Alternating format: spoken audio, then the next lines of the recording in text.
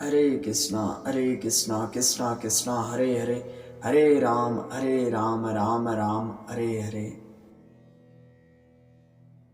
ओम अज्ञानतिमिरन्धस्य ज्ञानाञ्जनशलाकया चक्षुरुन्मीलितं येन तस्मै श्रीगुरुवे नमः। हरे कृष्णा। भक्तजन, आज हम आप वैष्णव की अनुपम कृपा से, आप भक्तों की अनुपम कृपा से इस भाव प्रसंग का श्रवण करते हैं। भक्तजन, वास्तविक में श्री चैतन्य महाप्रभु और श्री राय रामानंद, इन दोनों का संवाद है, इन दोनों का मिलन है। कहाँ पर मिलन हो रहा है? गोदावरी के तट पर। ये वो तट है जिसकी गोद में बैठकर महाप्रभु जी श्रवण करने अपने इन कानों से। भक्तजन, आप भी कहीं ना कहीं इस भाव प्रसंग को बैठकर ही श्रवण कीजिए, क्योंकि आज का जो भाव प्रसंग है वो श्लोकों के माध्यम से श्री राय रामानंद और श्री चैतन्य महाप्रभु के जो मिलन है उसका एक विस्तार पूर्वक वर्णन है। वास्तविक में बहुत बार भगवान ने बोला है और भक्तों ने सुना है, पर आज पहली बार कोई भक्त बोल रहा है तो भगवान भी सुन रहे हैं। उससे पहले मैं एक भागवत की भाव को प्रस्तुत करता हूं। जैसे कि भगवान ने जो भी कार्य किए कृष्ण लीला में, जो भी कृष्ण लीला में कार्य किए, उन कार्यों में एक ही कारण था, निकुंज की लीला का। वो सब कार्य इसीलिए करते थे कि निकुंज की जो लीला है वो आनंद उनको दे जाए, उससे उनको आनंद मिल सके। निकुंज की लीला के लिए भगवान कृष्ण लीला में सब कार्य करते हैं। और आप देखें, गुरु कृपा से, गुरु की दृष्टि से, अन्यथा हम अपनी आंखों से तो देखते हैं, परंतु गुरु की कृपा से, गुरु के चरणों में बैठकर जब इन भाव प्रसंगों को श्रवण करते हैं ना, तो फिर हृदय में वो किंकरी भाव, वो मंजरी भाव, जो रागा अनुराग, जो रस भक्ति है, जो तत्व भक्ति है, जो साध्य भक्ति है, जो सिद्धांत भक्ति है, वो आविर्भूत हो जाती है। वो हमारे भीतर से जग जाती है, वो हमारे भीतर से उत्पन्न हो जाती है, फूट पड़ती है भक्तजन। और उसी प्रकार से आज हम श्री राय रामानंद और श्री महाप्रभु जी का जो प्रसंग है इसका आस्वादन करते हैं। जैसे कि मैंने आपको कहा कि कार्य और कारण में अंतर होता है, उसी प्रकार से भक्तजन भगवान को सुनाना और भगवान का सुनना, इसी में भी अंतर है। जिस प्रकार से आज इस श्लोक के माध्यम से श्री राय रामानंद संवाद का प्रारंभ होता है, क्या कहते हैं? संचार्यै रामावेद भक्ति में गे स्वभक्ति से दान, चयामृतानि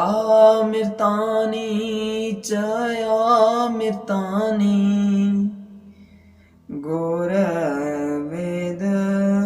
रतो रमोना वितरणे सत गया तव रत्नालयं तम पर्यायति। इसका बहुत ही सुंदर अनुवाद है। आप लोग कहेंगे महाराज जी कुछ सरल बातें करें, कुछ सरल ज्ञान करें।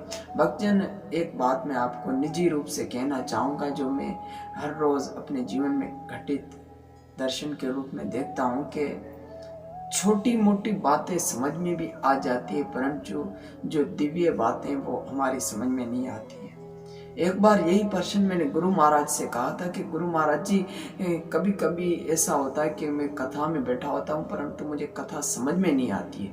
तो गुरु महाराज ने मुझे इतना ही कहा था कि एक कथा ऐसी होती है जो श्रोताओं के लिए होती है, जो श्रोताओं को समझ में आती है, सुनने वालों को समझ में आती है।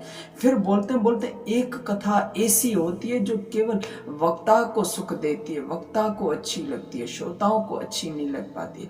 परंतु बोलते हैं कि एक कथा ऐसी होती है मुखमंडल से, एक कथा मुखारविंद से ऐसी होती है जो ना वक्ता को समझ में आती है ना श्रोता को समझ में आती है, क्योंकि ये कथा तो केवल राधा रमण लाल श्री राधा कृष्ण बांके बिहारी के लिए होती है और उन्हीं को ही अच्छी लगती है, इसीलिए हमें वो इतनी समझ नहीं आती।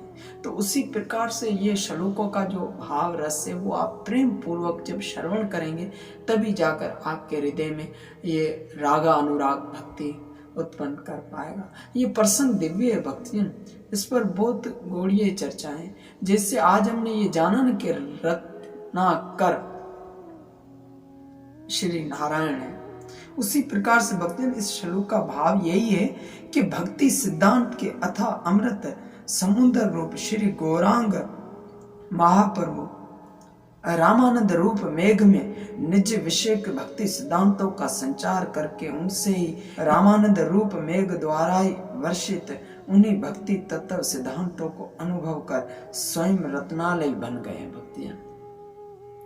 आज कहने का जो तात्पर्य यही है कि महाप्रभु देखकर कुछ ले रहे और भगवान वही लेते हैं जो उनका उत्तिष्ठ दिया हुआ, जो उनका जूठा दिया हुआ। आज हमारे गौड़ीय वैष्णव परंपरा में ये भी एक सिद्धांत है ना कि भगवान को भोग लगाए बिना एक दास, एक वैष्णव, एक भक्त कुछ ग्रहण नहीं कर पाता, कुछ उसका आस्वादन नहीं पाता है। जब भगवान को अर्पण करके जब ग्रहण करता है तो उसका एक अलग ही रस भाव और एक सिद्धांत फलीभूत हो जाता है। उसी प्रकार से भक्तजन आज जो भगवान सुन रहे हैं वो भगवान ने ही उनको दिया है। संचार्य पहला शब्द इस श्लोक का कौन सा है? संचार्य रामा भेद भक्ति में दे। भक्ति मेघी, जो मेघ होते हैं ना बादल, ये उनकी वार्तालाप होती है। संचार्य किसको बोलते हैं? वो बादलों में पानी भरने की जो क्रिया होती है उसको संचार्य बोलते हैं। जिस प्रकार से समुद्र के कारण सूर्य की किरणें तप जाती है और फिर सूर्य की किरणें उस जल को, उस समुद्र के जल को मेघ बना देती है और मेघ बनाने के बाद जब वो मेघ आगे फलीभूत होते रहते हैं, चलते रहते हैं, चलते रहते हैं, सैर करते रहते हैं, उसी समय क्या होता है कि वो मेघ कहीं बादलों से होकर फिर किसी पहाड़ों से टकराते हैं। जब पहाड़ों से टकराते हैं तो फिर एक अलग सी वर्षा होने लगती है, वर्षित होने लगती है। जब वो वर्षा होने लगती है तो वही वर्षा का पानी, वही वर्षा का जल पहाड़ों के नीचे गिरने लगता है, नदियों के रूप में बहने लगता है। फिर वो नदियां जाकर समुद्र में मिल जाती। परंतु भक्तजन वो नदियां मिलने के बाद भी, नदियों में मिलने के बाद भी वो पयुष को रत्नाकर नहीं बना देती। किसको? वो पयुष जो उसमें होता है, जो समुद्र के बीच में सीपें होती हैं, जिसको हम साधारण शब्दों में समझे, उस सीप में वही रत्न बन सकता है, उस सीप में वही रत्न बन सकता है जो नक्षत्र के समय, जो नक्षत्र की घड़ी पर वर्षा के रूप में फलीभूत हुआ। वो भक्तजन ऐसा क्रिया है, वो एक ऐसा अनुभव है कि जिसमें बादलों से गिरा हुआ पानी सीप में गिरता है, तभी जाकर वो सीप रतन का एक फल दे पाता है, एक रतन का रूप ले पाता है, एक आकार ले पाता है। उसी प्रकार से आज भक्तजन जो उसी प्रकार से आज महानुभाव कविराज गोस्वामी बादल के रूप में बने, परंतु उन बादलों में जल कैसे आया? वो जल कुछ इस प्रकार से आया है कि महाप्रभु के हृदय में ये भाव उत्पन्न हुआ कि जिस भाव के लिए मैं आया हूं, जिसका हृदय में लेके आया हूं, जिसकी कृपा से मैं आया हूं इस लीला में, मैं उसी को ही सुनना चाहूंगा। भगवान महाप्रभु श्री चैतन्य श्री राधा जी से निकुंज लीला में, श्री निकुंज लीला में राधा जी से कहते हैं कि जो आपको सुख प्राप्त होता है, जो आपको मिलन के समय जो आनंद मिलता है, जो प्रेम मिलता है, वही प्रेम में पाना चाहता हूँ, क्योंकि आपको भी ये प्रेम मेरे कारण मिल रहा है, तो क्यों नहीं मैं अपनी प्रॉपर्टी, मैं अपनी दौलत खुद क्यों ना खर्च करूं। मेरे से सब प्रसन्न होते हैं, क्यों ना मैं भी प्रसन्न हो जाऊं। तो उसी प्रकार से महाप्रभु जी श्री किशोरी जी राधा रानी का हृदय लेकर इस धराधर भूमि पर प्रकट हुए भक्तजन। श्री किशोरी जी का हृदय लिया है। अन्यथा इस भाव प्रसंग को अगर आप और हम प्रेम पूर्वक श्रवण करना ही चाहते हैं, सुनना ही चाहते हैं, इस पर अपना जीवन समर्पित करना चाहते हैं और किंकरी भाव में प्रवेश करना चाहते हैं, मंजरी भाव का आस्वादन लेना चाहते हैं, गोपी भाव का दर्शन करना चाहते हैं, तो आपको कहीं ना कहीं किशोरी राधा रानी का आश्रय लेना पड़ेगा। युगल जोड़ी में अपने जीवन को समर्पित करना पड़ेगा। गौर गौरांग को पाने के लिए कुछ त्याग करना पड़ेगा।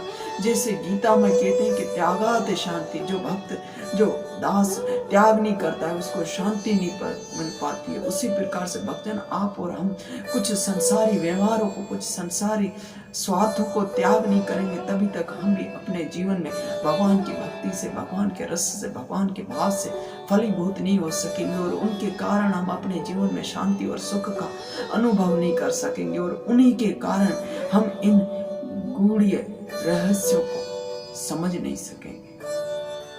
आप और हम इस दिव्य चर्चा को ना समझते हुए भी प्रेम पूर्वक समझे कि किस प्रकार से श्री राय रामानंद जी बादल हुए हैं और बादल होने के बाद उसी समुद्र को, जल को ग्रहण करते हैं और जल ग्रहण होने के बाद फिर वो किसी रस भाव से टकराते हैं, पहाड़ों से टकराते हैं, फिर उन टकरानों के कारण फिर वर्षा होने लगती है और वर्षा के कारण फिर महाप्रभु के हृदय रूपी सीप में रत्नाकर प्रेम रूपी अनुराग उमड़ पड़ता है और प्रेम रूपी अनुराग में क्या करते हैं, वियोग वाली अवस्था में चले जाते हैं और भगवान खुद आज किशोरी जी के भाव को लेते हुए हे गौरांग, हे गोविंद, हे गोपाल, हे नारायण, हे मधुसूदन, हे गिरधारी, हे गोपाल, इस प्रकार के अलाप लगाते हैं भक्तजन।